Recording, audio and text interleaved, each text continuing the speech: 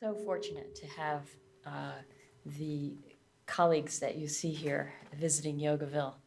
So I'll just take a minute to say a little bit about Dean Ornish and his work and the continuing work. He has now had a number of studies to show not only that lifestyle can reverse heart disease and prevent heart disease, but also cancer.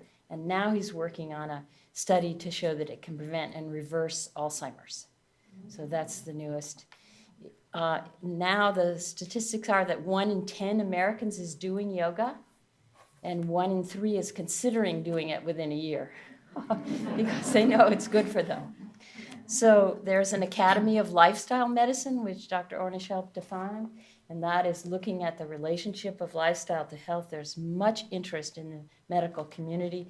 The Smithsonian had an entire conference dedicated to the benefits of yogic lifestyle. What they did was they went into their basement, they took out all the art associated with yoga that they had collected at the Smithsonian, made a beautiful display of it, and it's a book called Yoga, the Art of Transformation. So in my experience, this doesn't take long. It doesn't take long. We had a patient who had chest pain every day for 17 years. In 3 days, he had no more pain and never came back. We had another patient who, in those days, with remote channel changers, weren't everybody having them. He used to watch TV programs he didn't like rather than get up to change the channel because he'd get chest pain. In 2 weeks, he was walking 2 miles with no chest pain. So that's how fast this approach, if you eat foods that flow through the body, you want to stay away from inflammatory foods, hydrogenated oils, inflammatory foods, processed sugars, as well as dense animal-based fats, including dairy products, which are cheese almost as dangerous as red meat, we know now. There's a new book called The Cheese Trap, if you're trapped in the addiction to cheese.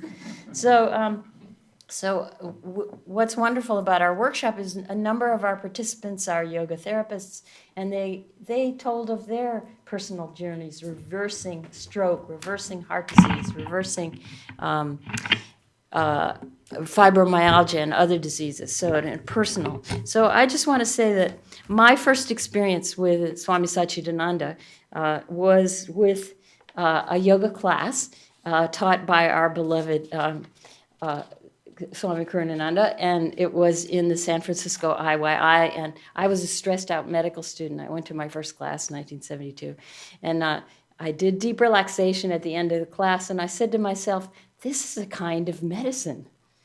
And I've been studying it ever since, so I really want to thank you for being the vehicle of Swami Satchidananda's teachings.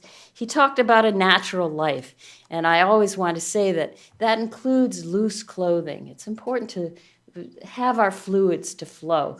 I've been working with Dr. Oz's father-in-law, Dr. Lamole, who he showed that the lymph around the heart could affect whether or not the heart can clear out fatty blockages in our arteries themselves.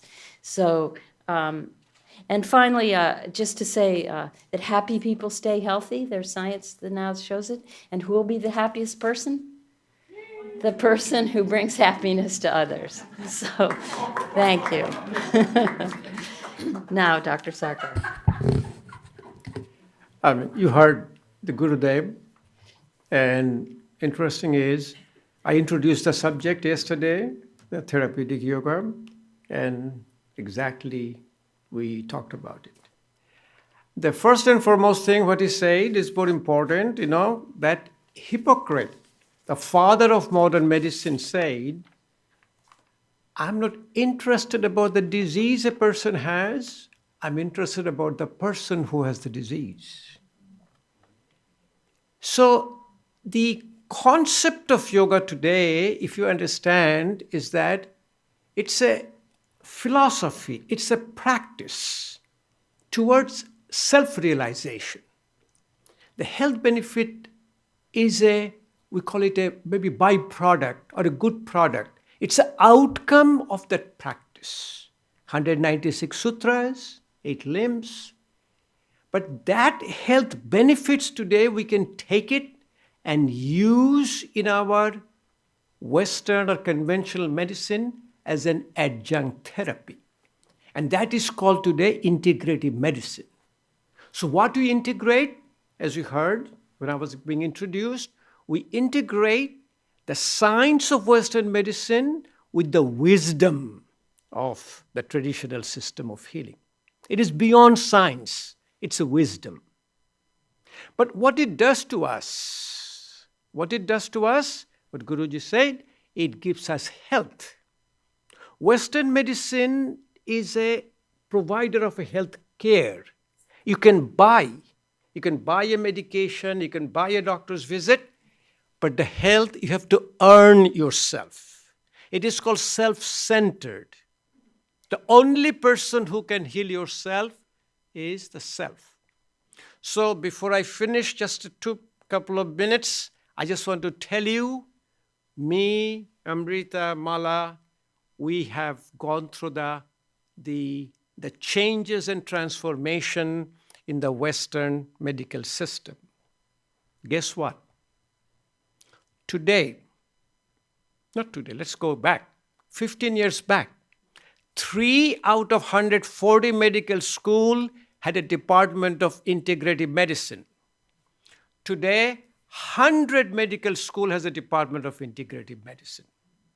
65 medical school has a program for training integrative medicine. 25 programs are called fellowship for integrative medicine. 2014, American Board of Medicine started called the Board of Integrative Medicine. Today, as we're saying, that International Association of Yoga Therapists, the only yoga therapy association almost in the whole wide world, has started your standard accreditation and certification. Before our certification, we started called a grandparenting.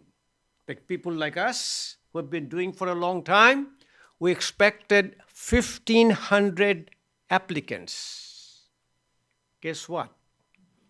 We had 4,000 applicants. We had 4,000, I think in our group, we have about 5 or 6 certified. So that is my 2 cents worth. It is a journey which Amrita, myself, and Mala is going through, and we don't know where it is going. Thank you. A yoga teacher at the bedside of every hospital patient. That's what I foresee. It's already coming. I started my yoga practice back in 1971 when it was just a fad and people thought we were kooks and freaks and vegetarianism, what's that? People would serve me iceberg lettuce and a potato for, when they'd invite me over for dinner. And I always had a vision that yoga would expand, especially into medical care. And one of the things that I always taught my cardiac yoga, or I still do teach my cardiac yoga trainees, is that it's not a matter of if this is going to happen into medical care, it's a matter of when. And I really believe so strongly that the when has now arrived. I am so excited about what's happening on the medical yoga front and in hospitals right now and in academia and in research. It's just amazing how this whole concept literally has exploded in the last 20 years, absolutely exploded in every direction. So I just want to take like 30 seconds and share with you some of the things that are happening, particularly at the University of Virginia, which is where I'm affiliated. First of all, we have an integrative health clinic. And just within the last month, one of my colleagues started the pediatric medical yoga clinic, which has been very successful. The first day of the clinic, she texted me and she was like, "It's a success," exclamation point, which I knew it would be. We also were given a grant of about $25 million to start the Contemplative Sciences Center at UVA, and that's been highly successful. All 9 schools in the academic undergraduate arena now have unlimited access to yoga classes, mindfulness classes, meditation classes, anywhere starting from 6 o'clock in the morning all the way up to 10 o'clock at night, where they're still offering yoga classes to all of the students for free. So how exciting is that to have the entire student body be able to access these kinds of things for their health and to relieve stress in their system. And just quickly, a couple more things. We have many research projects going on there around resiliency and compassionate care initiatives. We've got the Mindfulness Clinic. We've got compassionate care initiatives. We've got the Contemplative Sciences Center. I just started within the last year. We formatted professional development courses for physicians and for nurses in medical yoga, where they can get CME credits and CEU credits. And the idea is we're going to parlay these workshops into teacher training programs for health professionals. So, and there's lots more, but that's just kind of a quick nutshell version and picture of some of the really, really exciting initiatives that we're doing at UVA. And just a last statement, if we're doing this at a conservative institution like the University of Virginia, imagine what other university systems and hospitals are going to be doing. So it's a very exciting time, and I invite you all to jump on that bandwagon, because this is the wave of the future. This is what healthcare is going to look like in the future. So, thank you.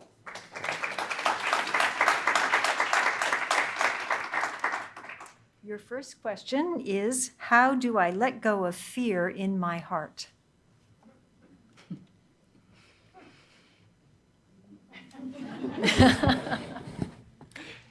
In yoga, in Sanskrit says, Karo yog, raho nirog. Keep doing a daily practice of yoga.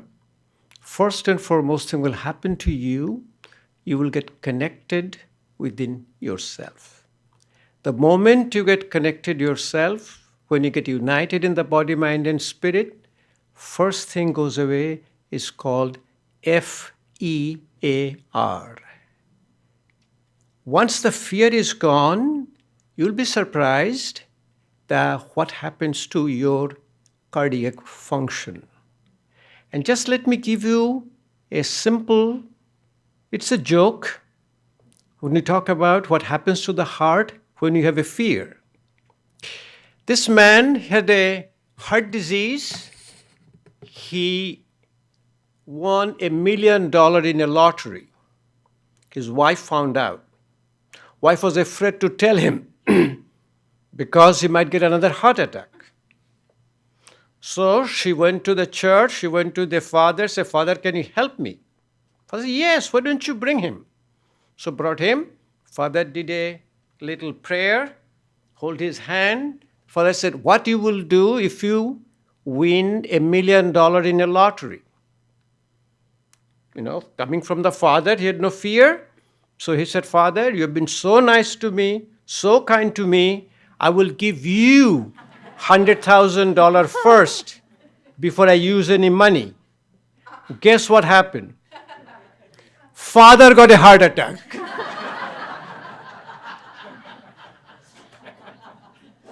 And that is the answer to that question.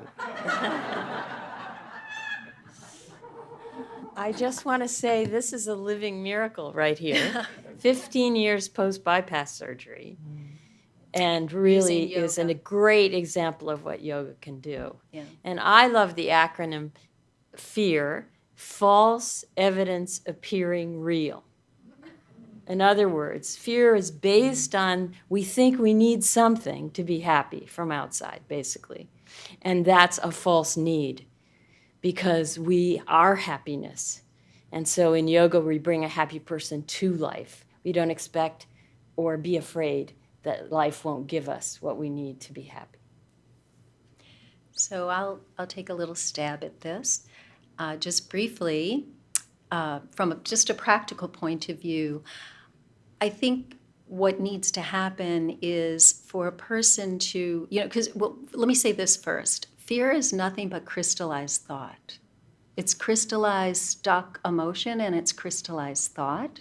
So how do you overcome that? How do you get past that? I think first what a person has to do is step back and objectify it a little bit and move it away from a subjective grip on themselves. And we all, for any emotion, whether it's fear or anything else, we have to look at what is tethering the fear in our consciousness. What is it tethered to? And I think that's so important because emotions come in layers. They're always in layers.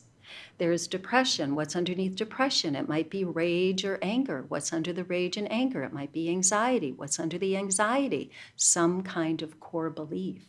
So I think we have to find out what that fear is tethered to, because fear is just a generic word. It's just a word.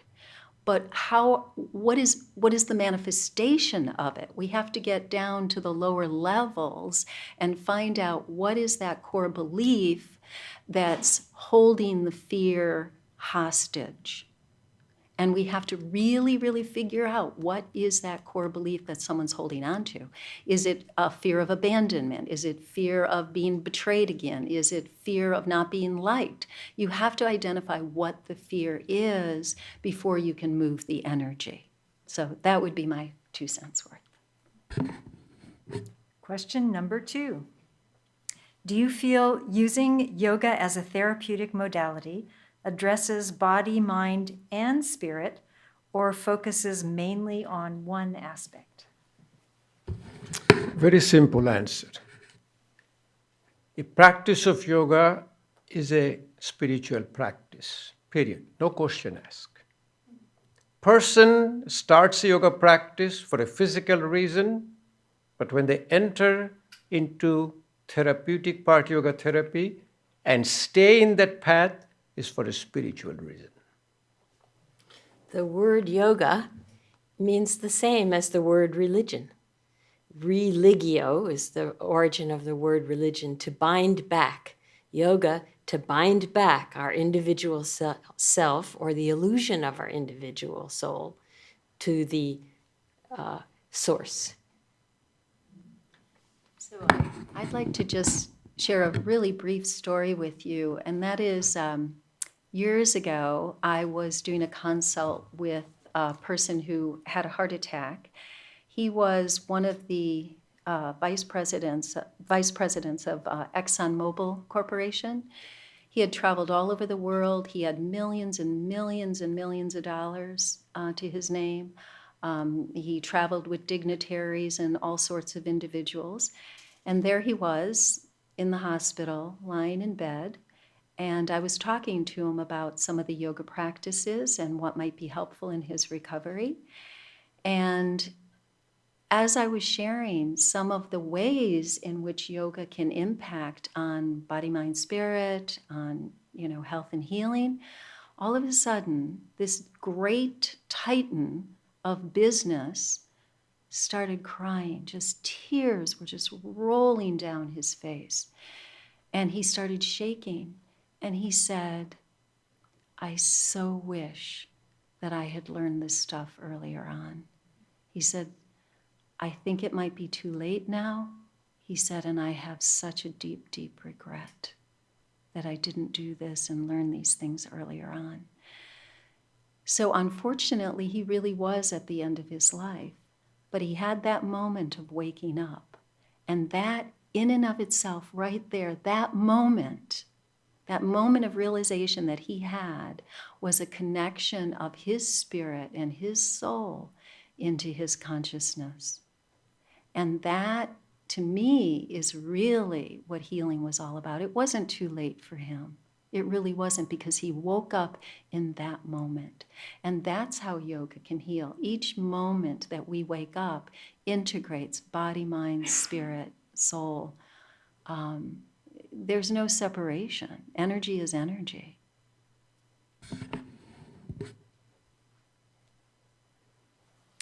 This question is addressed to Dr. Sarkar. Do you know if eating fruits and other foods together at the same time is bad, as I have heard? I would like to hear your Ayurvedic perspective.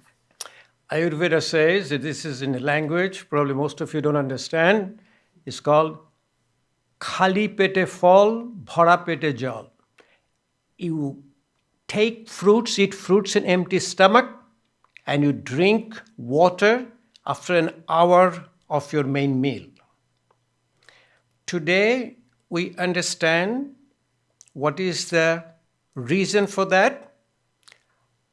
Ayurveda says today that you should not be eating fruits with your main meal.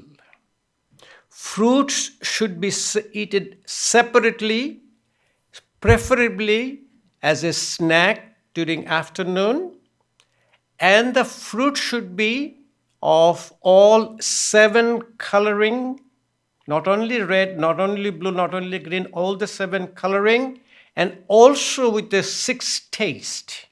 Ayurveda describes 6 taste and a 7 color: astringent, bitter, pungent, salty, sour, sweet, and 7 colors: violet, indigo, blue, green, yellow, orange, red. Today, by Western, before somebody asked me, so what happens? I have to eat fruit with my main meal. What should I do? You eat fruit first. Let a little time go by, then you have a main meal. On the main meal, you eat from light to heavy. Doesn't matter what you eat. Use a light to heavy, following your fruit. Today, if you look at Western medical concept, you will see a lot of medication is saying, all the statins, lot of medication, don't take it with a fruit juice. And the reason is described in Western medicine today. The fruit juice has 2 components or enzymes. One is called your intestinal glycoprotein, which interferes with the absorption of trace elements. Another is called cytochrome P450, which interferes with the digestion of the medication or the nutritional component in the body. So you will know the patient who is taking, say, Coumadin will tell you, don't take this thing. One of them is also, surprisingly, is spinach and some fruits. So Western medical concept is that fruit interferes with the absorption of trace elements and interferes with the metabolism with a lot of other things. So fruit should be eaten separate, and it is clearly stated in Ayurveda that khali pete phal, that means you eat fruit in empty stomach. Thank you.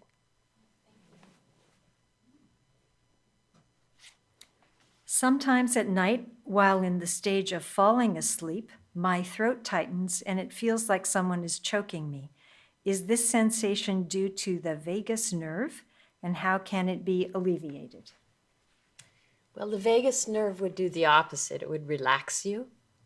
And as the body is falling asleep, as we go through the different stages, sometimes you can get the elements of other stages interfering with the smooth transition. So I would say in the case of that person, the remedy would be to do deep relaxation so that you're so relaxed that you can easily fall into the deeper phases of sleep without having this effect. You'll be surprised if you tell you that other therapy. This is called, actually, the medical term is called a globus hystericus. It is a spasm of the muscles in the upper part. We call it a pharynx, larynx, esophagus. And this is due to, obviously, your sympathetic overdrive. You can call it a stress. So the whole practice of yoga is a relaxation response, activation of parasympathetic tone. We, as a yoga practitioner today, we maintain called a yogic lifestyle. It's called dinocharya.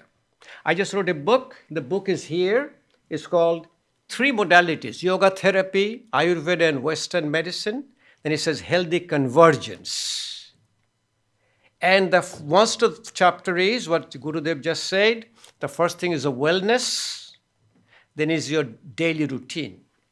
What happens in the daily routine is that we wake up in the morning, we sit down in a squatting pose called Malasana. We sit down like this and we drink a glass of water.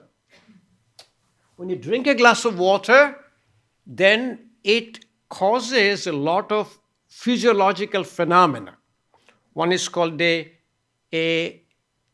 initiation of your peristalsis. I've lived with the yogis, I've seen. They take a one gulp at a time. Then they start a process called a gastrocolic reflex. Stretching of the stomach, it causes contraction of the colon. You get a proper bowel elimination. That is a relaxer. That literally eliminates your globus hystericus. Finally, what you do at the end, we do the brushing out teeth, the tongue scraping, we do a jal neti called neti pot. So what the neti pot does, I take the neti pot, put a little water, little salt, non-iodized salt, I put through one nose, guess what? Water doesn't come out through the other nose. Why not? The mucosa in the nose is called like a erectile tissue. Once you are a little excited, it swells, doesn't come out, and irritates. So slowly, if you keep it down, keep your eyes closed, start breathing through your mouth. It may take you 1 week, 2 weeks, 3 weeks, depends on your level of your fear goes away. Water will start coming out. Irritation will be gone. Initially, it will irritate. You will have some burning in your eyes, face. Slowly and slowly will be going away. Then you do the other side. We do a few other things. We blow our nose. We do a little Kapalbhati pranayama. But what it does, it takes out the irritation in the upper part of the gastroesophageal area. So all the tightness, what it causes the symptom, goes away. If you get a reflux disease, when the acid comes up, they get a symptom for the acid, like almost like a heart attack. They get a symptom like people have they or sometimes get even like your bronchial asthma because tightness. When you keep doing the jal neti part, all the upper GI symptoms from the spasm goes away. In fact, when the irritation goes away, can you imagine what will happen to us? Nothing bothers me, nothing irritates me anymore. Guess what? What is hypertension? Hypertension is an emotional disorder, white coat hypertension. I go to my teenage kid's room, my blood pressure goes high up. Blood pressure comes down when you do a daily jal neti practice. Nothing bothers you. Your mother-in-law doesn't bother you. Your teenage kids doesn't bother you. That spasm which you are holding it here, the tightness called the globus, it goes away. We have a lot of other things we do, but this is, keep doing. 2 things will change your life completely if you can start doing it. If you're able to sit down in a squatting pose, it'll take some time, called a malasana, and get up without any problem, called sit-rise test, do a tongue scraping, and use neti pot for jal neti. Totally transform your lifestyle towards health and healing. I just want to add something really quick to that, to this question. From a psychological point of view, I think it would be important to just look at a phenomena called relaxation-induced anxiety, and whether or not going to sleep and relaxing is producing anxiety because of the need to somehow hold on to control or hold on to something and just fear of letting go. So I think there's a psychological angle that someone might want to explore. And for that, alternate nostril breathing would help too. I could go on all night listening to you all So next one is kind of fun. Is ozone therapy effective for tumors specifically? Now that I have no idea.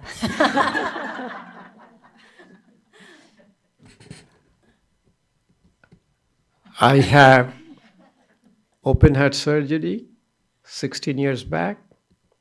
For last 12 years, I have not touched a single pill. But I do a lot of practices which really initiates, activates, called medicine cabinet of the mind. So I am interested to using medicine cabinet of the mind, and I have no answer whether ozone helps in cancer. Yeah, I don't think there's much scientific evidence. Go on to the next question. Is headstand an important asana at any age? Or can the benefits be derived by doing other inversions, such as shoulder stand, for older yogis? What Swami Satchidananda said to me was there are special benefits of headstand, but if you can't really go into the full pose, you can do the beginning stages toward it, because putting pressure on your crown chakra brings your attention there, and it helps in meditation. In our practice, I have a lot of people who practices with me. They're here, and each one does a headstand with me. So what it does, the basic physiology is, in my book, I have a whole chapter. In fact, I have a whole chapter, all the stages, 8, how to do it. And let me explain to you 2 phenomena so you will understand. You will understand that what happens to the inversion poses. So here is all the inversion poses in one chapter. The moment you keep your head, this is another yogic concept. If you keep your head below your heart, the pressure inside the intracranial pressure goes high up, pressure inside the eyes goes high up, pressure inside the neck goes high up. But our body is an auto-regulating mechanism. It's called homeostasis. So if you can keep your head down a little longer and longer and longer, the intracranial pressure normalizes, intraocular pressure normalizes, carotid pressure normalizes. When all the pressure normalizes, you develop a effortless breathing. It's called Annamaya Kosha to Pranomaya Kosha. Any imbalance you create in the physical body, it shows up in your breath. So if you don't mind getting up and showing it to you how we start, we'll start doing like a little bit of, we separate our feet, then all of our people will do. They put their hands like this, and slowly they put their head down, and they listen to the body signal. So what is the body signal? Pain and effortless breathing. Slowly and slowly they will come down. They will, at a certain point, they'll be able to come down, able to do this. And when they do this, they stay here, totally effortless. And then in a stages, you'll first sit down in a Vajrasana. Vajrasana, I call a very powerful relaxer. Then we'll do it. We'll show it to you. If you want to come in the morning, tomorrow I'm doing a class. Come on, I'll show it to you how to do it. But you always do it yourself. You do not have nobody touches you, nobody assists you. You'll see, put your head down. When your breathing normalizes, when whole hemodynamic normalizes, your body will go high up and stay high up. Is the other inversion poses will help you?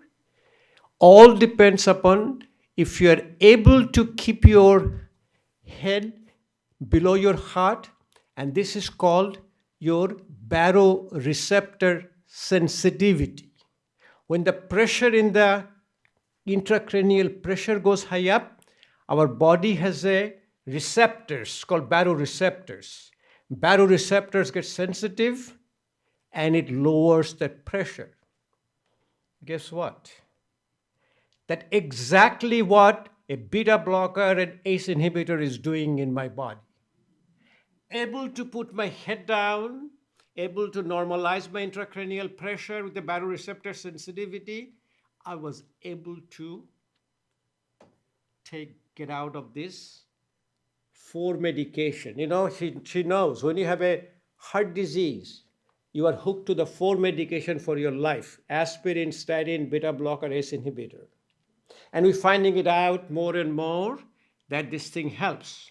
But one thing I always do to them, you have to listen to your body signal, and then if you learn or learning a headstand, doesn't matter what age you are learning, do not share with your Western trained physician. They have no understanding about headstand. They said, you're above 40, they'll kill you. You're above hypertension, kill you. And finally, the last really request, if you know how to do a headstand, do not share in your Facebook page. Your friends will put all the 4-letter words for you. You know, this is really serious. Do it in private and get the benefit out of it. Although I do want to mention that, everything Dr. Sarkar said is brilliant, obviously, but just to have a cautionary note, there are some contraindications for doing headstands, and, make sure you check that out. And never strain in any of the poses. Never let anybody touch you. Do it on your own. If you strain, you'll lose the benefits. So one just quick contraindication is if you have cataracts and eye issues. So that has to be corrected. What is the solution to restless leg syndrome? Any way to overcome this? Restless leg syndrome is a part of our spastic disorder called your movement disorder, part of what you call a Parkinson disease. And guess what? We do yoga therapy for Parkinson disease. And last Saturday, a week from yesterday, we had the American Parkinson Disease Association conference in Williamsburg. 350 people showed up for that conference. So the same relaxation technique, we are not interested about restless leg syndrome. We're interested globally about the person. It is due to the spasticity, tightness of that human being. And relaxation response is a treatment. And for the restless leg syndrome, I see a lot of restless leg syndrome these days. And my belief is that we just talked about yesterday, my body is like a hardware, mind is a software. My software has a bug, and my body hardware is all the problem. Once you fix the software with the practice of yoga, everything gets cured. A practice of yoga today is called somatopsychic. Somato means your body, psyche is your mind. But the outcome is psychosomatic. And all the disease you can think about, what Amrita, me, and Mala is talking about, called psychosomatic disease. And psychosomatic is the outcome of a practice of yoga. And Swami Satyananda said to me, the yoga doctor first looks at diet. So the first thing I would say is eliminate caffeine and sugar and make sure you're eating a really good, balanced vegan diet with healthy foods, whole fresh fruit, whole fresh vegetables, whole grains and beans, dal, lentils, green beans, and soy is safe now. We know it's not only doesn't contribute to cancer, it helps prevent cancer. So look at diet, look at fluids, how much fluids, dehydration can cause this. Make sure you get a variety of foods, the full rainbow, and then all the various yoga practices. But particularly, there's a algae-based EPA and DHA, which are omega-3 fatty acids that our body doesn't make. We need to take from our diet. We've grown up on a diet very heavy in the omega-6s and 9s, and so that can help, again, restore flow to the entire body. It's a matter of flow and relaxation. You know, one thing I'm noticing restless leg syndrome must be a status symbol. most of the people, I see must be a new diagnosis.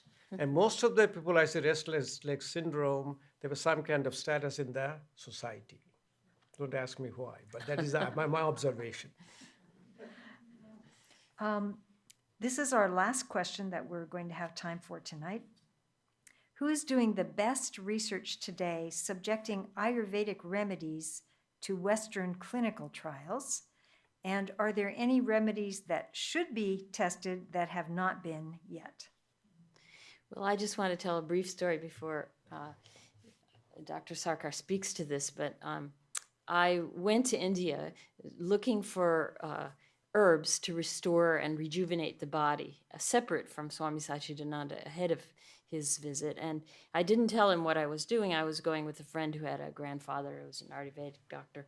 I walked into South India where Swamiji was giving satsang, and he was speaking in Tamil, and he looked at me and he just switched to English. He said, "You don't have to go all around looking for herbs to rejuvenate the body."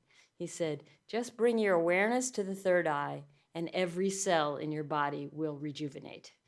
And then he turned back to Tamil again.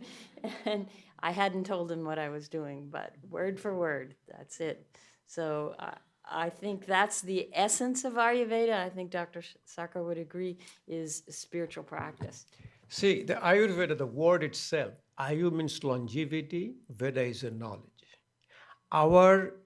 Every cell in our body has a consciousness, intelligence, and a healing power. Ayurveda, by all the remedies, it taps that healing power of the cell, which causes, first called a Rogir Chikitsha. Rogir Chikitsha means treatment of a disease, then it's called a Shastha Rokha, maintenance of the health. I'm very interested about research in Ayurveda. I'm very updated on this. And just to share you with just 30 seconds, we had a researcher here last March? September. No, she's coming. She was when she was here. She was here last October. Okay, we had a researcher of the world famous yoga therapy researcher named Charlie Tellis. She came here last year. To Yogaville. Yogaville here. She gave a talk. She'll be coming again next year. September 14th weekend. September 14, 2018. So I went to visit her. She had the largest yoga therapy research center in the world. 700-bed hospitals. We only have 400 in Charlottesville. So, but what she has, this is a Swami, his name is Swami Ramdev. Swami Ramdev has a huge follower. He's actually yoga therapist at 24/7, and he has a tremendous income today. And a large income, he put it in the research and told Shirley Tellis, you have a blank check. She has 12 people working under her in yoga therapy. Shirley says, this is nothing. Come with me, let me show it to you. She was not there. One of her associates took me. He has developed the largest Ayurvedic research center in the world. Most updated, as contemporary as can be. And me as a Western trained physician, I was surprised that much of research going on in Ayurveda. And today, the Prime Minister of India, who is very pro-Ayurveda, pro-yoga, has developed a separate ministry called Ayush. The first one stands for Ayurveda.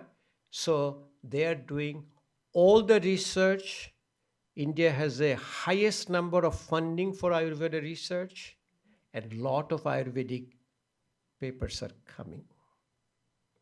So that hospital is dedicated to only 3 interventions: Ayurveda, naturopathy, and yoga. In their 700-bed hospital, they're doing research and treatment. So also we'll say Amala has helped put together this conference, September 14th next year, and Dean Ornish is coming, and it's going to be a real event here. So please come and join us. Yeah, thank you for putting that shout out to everyone, because I think it's going to be really, really exciting. We're wanting to bring together different representation with insurance companies, hospital administrators, yoga therapists, researchers, academia, people that represent spirituality. I don't know if I said that already or not.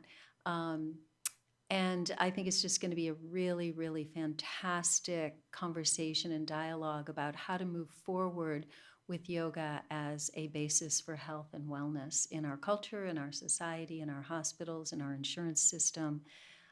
So I think it's going to be fantastic. So save the date, September 14th, 2018.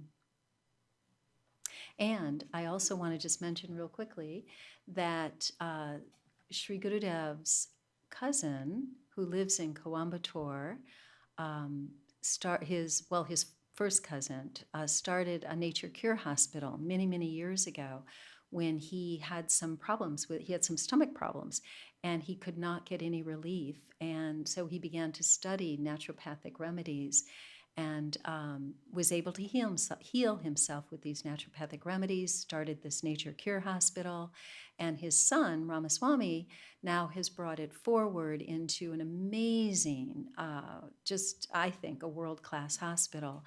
I was there a couple years ago doing some programs, and businesses from all over India send their people there, their employees there, to have like a rejuvenation time, and the company pays for them to go there.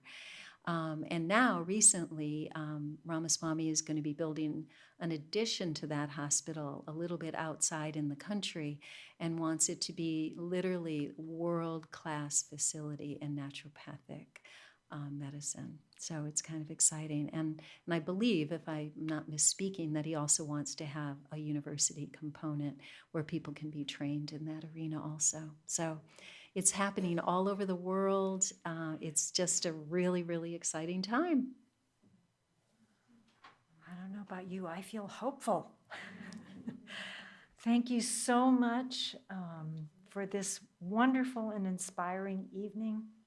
When we look at the situation in American healthcare, you can feel a little bit discouraged, should I say? But when I listen to you and what's happening in this field of marrying the ancient art and science of yoga and Ayurveda with all of the brilliant research and all of the brilliant functions of Western medicine, I feel hope. I feel hope. So thank you all so very much. I just want to mention one thing for those of you who are interested. Academic centers all over this country are doing research in mindfulness, yoga, meditation, all of these kinds of things. And one particular university system that just is absolutely stellar is the University of Wisconsin in Madison, Richard Davidson's work, Center for Healthy Living, Healthy Minds. Just amazing research coming out of that facility, and everything from yoga to mindfulness. They also offer free curriculum that they've developed and researched for K through 12 schools. So you can go online, download the curriculum, take a look at their whole concept around mindfulness and implementing it in school and academic settings.